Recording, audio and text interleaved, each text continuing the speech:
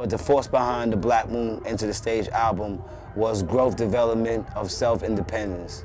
I think the album manifested that, from lyrics to production to, you know what I'm saying, to direction, marketing, street team, everything. E, as a producer, you know, had his own style of producing and didn't follow the trend.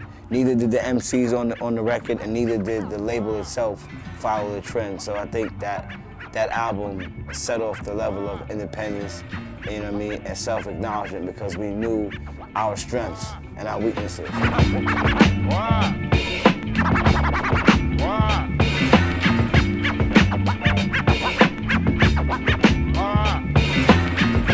We were all teenagers, and when we first did Enter the Stage, and being that we were teenagers, we was always able to relate to the young market, or to that then now market.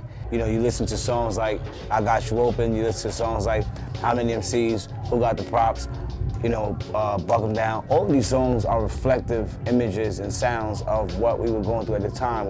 Sporadic youth development, you know what I'm saying? Incorporating all the music that we loved into one vibe of hip hop, jazz, underground, funk, soul. Like, nobody was E as a producer, you know, nobody was using sounds that E produced with, and nobody, I mean, E and his brother, Beatmine, is digging in the crates. Back then, I was very experimental. Everybody at the time was flipping the regular James Brown, Ultimate Breaks and Beats, and you know, you had cats like DITC who was flipping obscure records, and Q-Tip was flipping a lot of jazz stuff. With us, we brought psychedelic rock into the element, you know what I'm saying? Because I Got You Open original, it isn't a jazz record, it's a psychedelic rock record. You know, we brought a lot of different records to the scene. We brought a lot of vibes, we brought a lot of filters.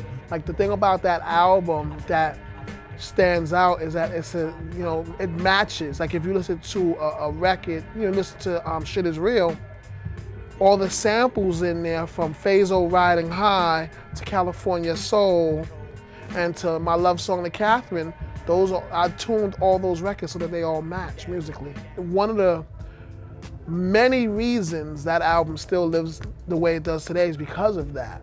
You know, like, you know, Buckshot and Five bought the lyrics. You know, I bought the music, and then it was just a whole style. That album also showed that we love what we do.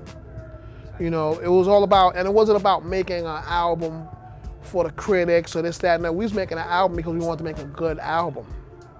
You know, we wasn't thinking about the business too tough like that. We was thinking about making a good album. You know, and that stood, you know, that's why it's still around today, 18 years later.